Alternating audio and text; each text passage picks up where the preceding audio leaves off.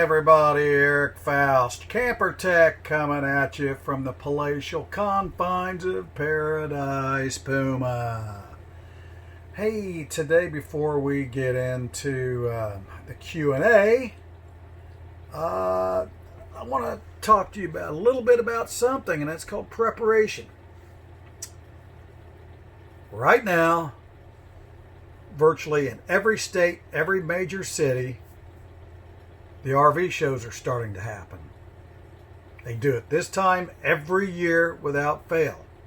Some of these shows are humongous. Recently here in the Indianapolis area, we just had the Winter RV Show. Wild success. I used to work those shows when I sold campers. Thousands and thousands of people coming through. So again, in your area, they've got those. And they probably have more coming up. Again, we have one coming up called the Boat Sport and Travel Show.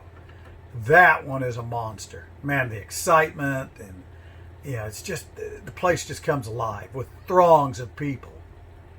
And that would benefit you as a campground owner to possibly set up a booth there. Because remember now, you have a service center. You need to get the word out. You need to print up some brochures, which we will supply to you as far as design and have your logo on them, so you can print them out or take them to your printer and have those set up at the booth and be ready to explain to any customer walking by, yes, we do service.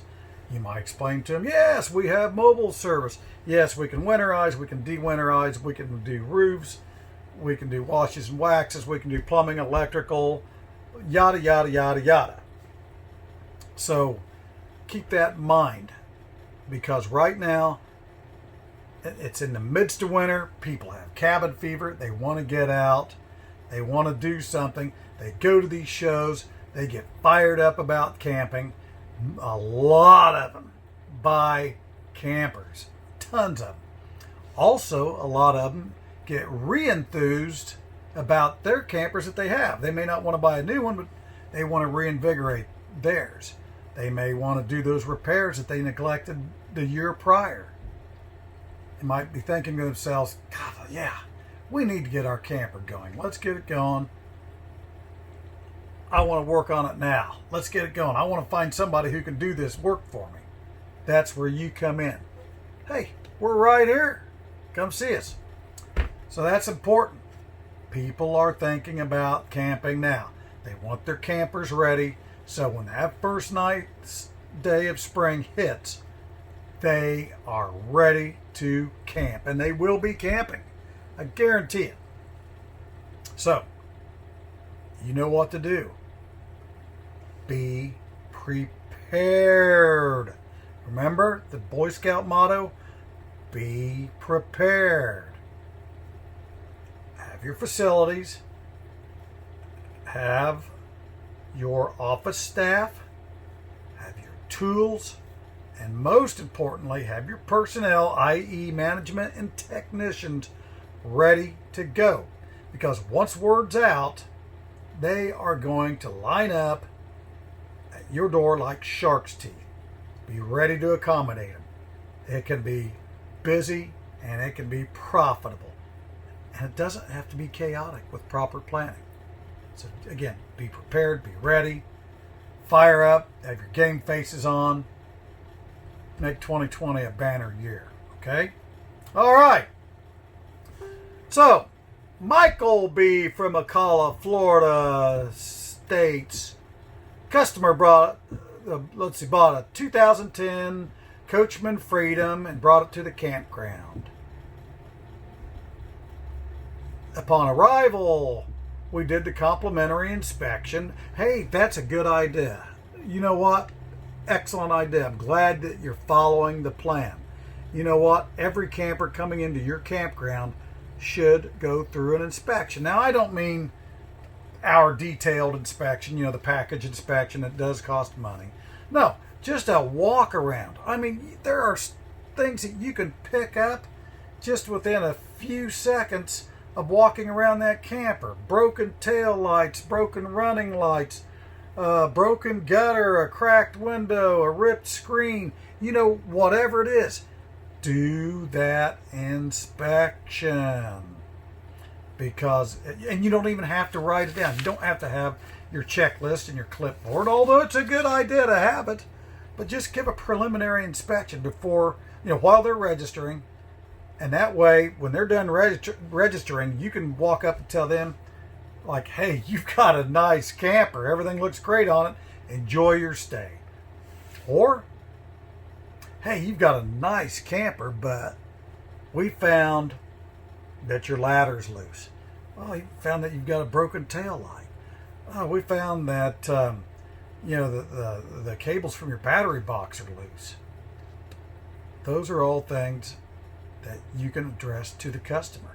Those are all things that can make you money, because a customer may not even realize this stuff. You plant that seed and give it a level of importance, they are going to buy your services and be ready to supply those services. Again, Michael, that's a great idea that you're doing. But anyhow, Michael continues. The camper's in excellent condition all around. The prior owner evidently took phenomenal care of it. However, the tires had two tires had big bulbous blisters on the sides of it. What would cause that? I'll tell you what will cause that. It's a 2010, right? Those are probably the original tires if they didn't have it out on the road that much. 8 times out of 10, it's the age of the tires. A lot of people who buy campers, either one, don't tow them on the road all the time, or two, they keep them at a campground permanently. Tires get old. And so what happens is when they get old, they start to degrade. You can spray all the UV protectant on them, even put the vinyl tire covers on them, which is incidentally is a great thing to do, but they also degrade from the inside. You ever taken a rubber band and kind of off of a newspaper, thrown it in the windowsill, forgot about it, came back a couple weeks later, and it's like, whoa, it's all crumbly. In an exaggerated sense, that's what's happening to the tires on these campers, or on any vehicle for that matter. Rubber is an organic compound. It degrades over time. Nothing you can do about it. And if that tire is over 6 years old, it's shot. It doesn't matter if it only has a half a mile on it. That tire's shot. Even if it has fresh teats on it, it is shot. Change those tires. Tell your customer to change those tires. Hey, offer the service of taking those tires off and taking the tires down to a tire dealer to put new ones on, and then you bring them back and put them on the customer's camper. They don't have to move. They don't even have to get out of the camper. That's an added service. And yes, that is chargeable. You can do that. But anyhow, again, age. So that camper's a 2010. Those tires are a minimum of 10 years old. They could even be older than that. They could be 12, 13, even 14 years old. You ask, well, Eric, the camper's a 2010. How can the tires be that old? Well, I'll tell you how. On the side of every tire made, whether it's a camper tire, truck tire, car tire, boat tire, motorcycle tire, doesn't matter. Got a little oval that's near the rim, and that has 4 numbers in it. Now, let's just take the number 2509. Okay? What's that mean? 2509. Now, why do I see these on my tires? 2509, what's that mean? What that means is those tires were manufactured the 25th week of 2009. And you can find that out again on your car tires, truck tires, boat tires, motorcycle tires, ATV tires, even tractor tires. Look for that date. When you're buying tires, you want the freshest tires that you can get. You don't want to go into a tire store and have something that was made 4 years ago. Yeah, there's still probably a good tire, but really there's only 2 years left on those tires. No, try to get something that was made at least within the last year or two. So something, this being 2020, have something that was made in 2019 or 2020 or late 2018. It could be 5118, the 51st week of 2018. Okay, that's almost 2019. See where I'm going with that? The age of the tire can cause that.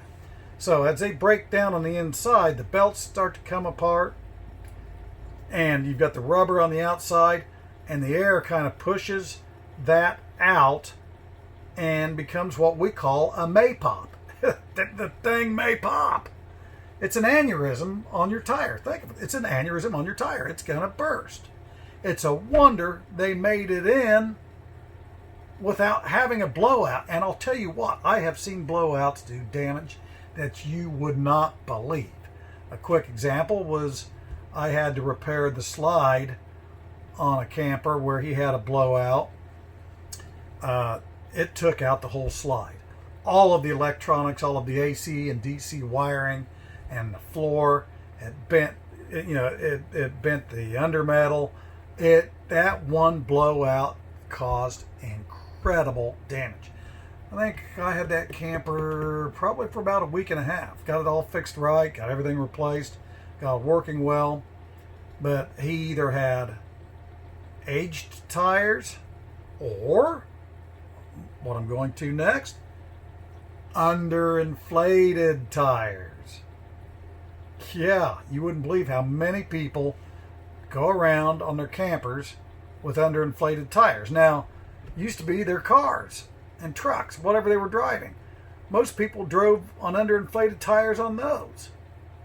But now they have tire pressure monitoring systems, and so the car will let you know if you got a problem with that. But anyhow, underinflation, what that does is it causes increased friction. That tire is laying on the surface, increased friction because there's more of the flat spot of the tire making contact with the road. That's going to eat up the rubber. That's one. Two, because of that increased friction, that increases the heat. Heat is the worst enemy to a tire, and that can cause a blowout. It's actually better to be overinflated than underinflated. So what you want to do is you want to make sure that your tires, are properly inflated. You go by what the tire manufacturer says on the side of the tire. If the manufacturer says 35 psi, 50 psi, 65 psi, or even 80 psi, fill it to that when it's cold, i.e. the camper hasn't been moved, for at least overnight. Fill it to that pressure, and you'll be fine. And so always check your tires. Do a walk around. Have a tire gauge. Check those tires before your trip. Another neat thing that you might think about, to have your customers do anyhow, because again, it's not going to make you money really per se, unless you sell the part and you're able to mark it up. But get a tire pressure monitoring system. They have some really cool ones out there. They're little devices. You don't have to take the tires apart or anything. You screw these little transmitters onto your valve stems on all the wheels of your camper. And then that transmits via radio signal like RF or even Bluetooth up to a device that you carry in your tow vehicle. Now some companies even have it where it'll marry to your phone. So those readings are always going to be on your phone or that device telling you what your tire pressures are. You're running down the road. Oh, yeah, it's looking good. It's 65, 63, 67, 66. Hey, everything's looking good. It's all within specs. We're going along good. But if you have a blowout, these devices are designed to alert you not only audibly, like a little siren, but a big warning will come up on your screen. It's like a pop-up. Because a lot of times you may not know if you have a blowout. Those things are invaluable. That's good to have. So tell them, especially if they're going to do a lot of traveling, have a tire pressure monitoring system.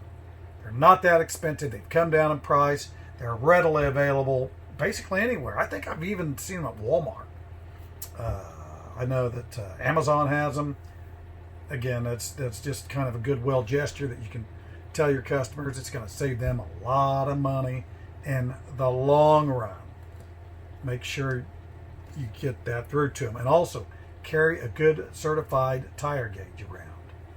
Now, speaking of tires, you know, there are different tires with different load ratings. Typically, on your typical travel trailer fifth wheel, you have ranges from C to E, C, D, and E. Some of them are H rated. Those are super, super heavy. But again, you want a minimum of a C ply rating.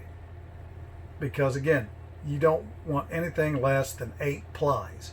8, 10, or 12 plies. The more plies, the better. This is a ply. This is a ply. This is a ply. This is a ply. Or think of a ply this way. You know, this is 4 plies right here. Well, there's 8 plies right there. That's a lot of protection, right? So make sure that those are the tires that you want on a camper. You do not want car tires on there. They're typically 4 to 6 ply. They're not designed for RV use. Again, RVs, all of them sway. You may not even be able to see them swaying, especially if you've got a weight distribution / sway control system like, you know, like the E4 or the E2 or what Reese has. A lot of them are out there. But it's going to sway back and forth on those tires, and they take a lot of punishment. RV tires take much more punishment than the tow vehicle or the car that you drive. They take a lot more punishment. You want those plies to take the torture. So again, go a minimum of a C rating, which those are generally found on pop-ups and some hybrids, and then the D and E ratings are for larger travel trailers such as this, or fifth wheels. You know, some of the fifth wheels go into H ratings, and so that's something you want to look at. You can't get too heavy of a rated tire. I mean, myself, if once I decide to change the tires on this camper, I'm probably going to go to an H rated tire. I know it's overkill, but I'd rather be safe. And there are a lot of good tires out there that are designed specifically for, RVs and trailers and boats, for that matter. Hankook, they came onto the scene. They came on strong. Excellent tire. Michelin, they make a great RV tire. The Gladiator, that's one that's worth looking into. Tire King, Carlisle, Bridgestone, Dunlop, even Dunlop, which is made by Goodyear, by the way. Road Warrior. There are a lot of tires out there. Find what tire fits your customer's needs and their budget and is a reliable and durable tire. That's going to help out a lot. And, again, the more plies and the newer the tire and the proper inflation, you're going to not get those May pops. You don't want those.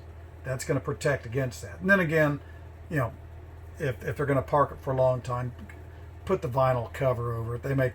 You can get those anywhere. You can get them at Walmart, a lot of camp stores. I think Cabela's even has them. You can get them at Amazon. Put that over them. At the very minimum, get some tire protectant spray. That'll keep the UV rays. That's going to add life to your tires. So think about that. Frank K., Linton, Indiana. Hey, I went to winterize a 2012 Hideout 26 RLS and found antifreeze in the bathroom. What would cause that? Oh. Who asked for the winterization and who recommended it? I guess that's where I'm going to head.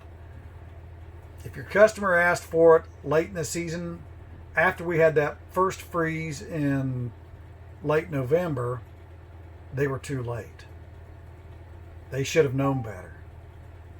And if they were leaving their camper for the winter, and typically if it's not an all-season campground, typically they close up by the end of October. They should have known to have that camper winterized. More importantly, you as a technician or a manager or a campground owner should have known that they need their camper winterized. You're going to know who stays and who goes. Go around and check. What happened there is that the toilet typically is the weakest link in the plumbing system in a camper. They're cheap, and 85% of all the campers out there have a Dometic 300 series toilet in it. That Hideout 26 RLS, I know that camper well. That happens to have the Dometic 310. Good toilet, but again, they're cheap. The water line feeding that toilet usually runs on the outside of the camper and up through the floor.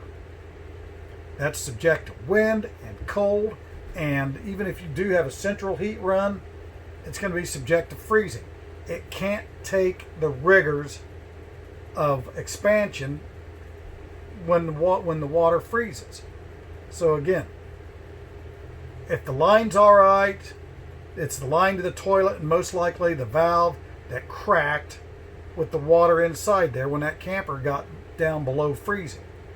Now the best thing to do, you can part and parcel that thing out and you can replace the flapper valve and this and that.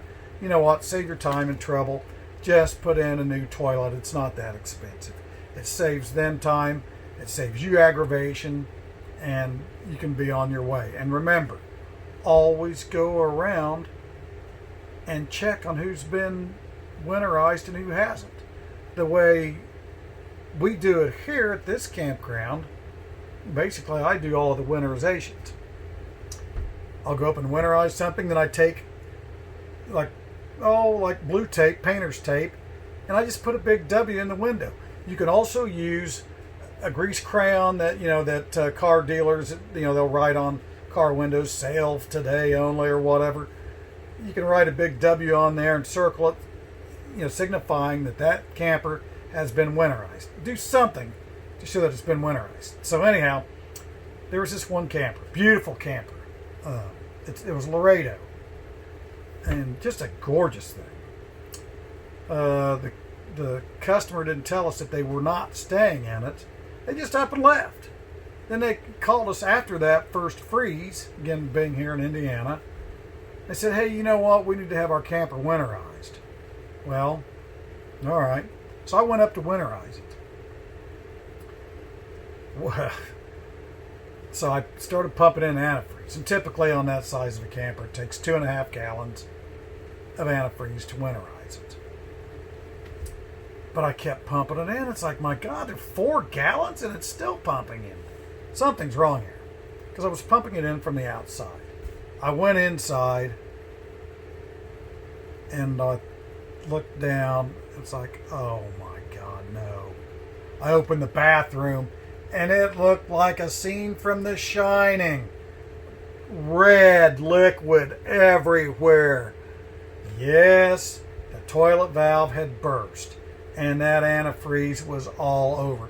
It was a mess. I spent the rest of the day cleaning that mess up. And you know what? They weren't sufficiently winterized. They haven't called us back yet, but they're going to have a new toilet minimum, and I'm probably going to have to tear out the underbelly and replace some of the plumbing.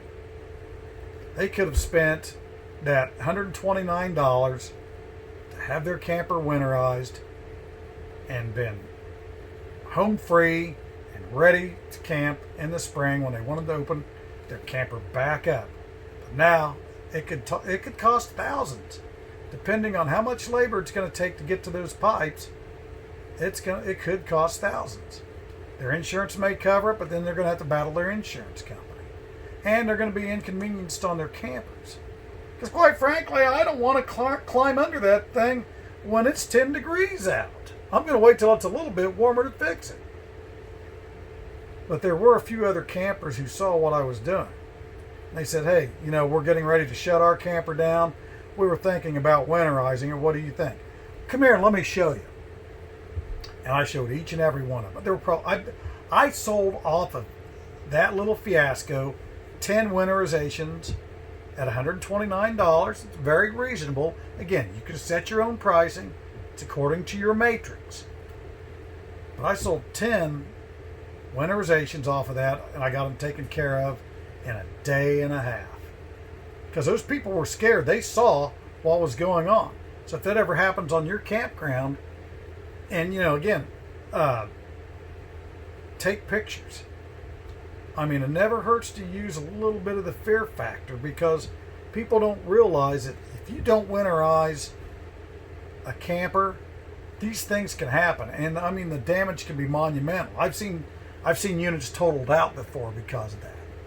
So again, stress the importance of winterization, because I tell you what, the ramifications can cost aplenty.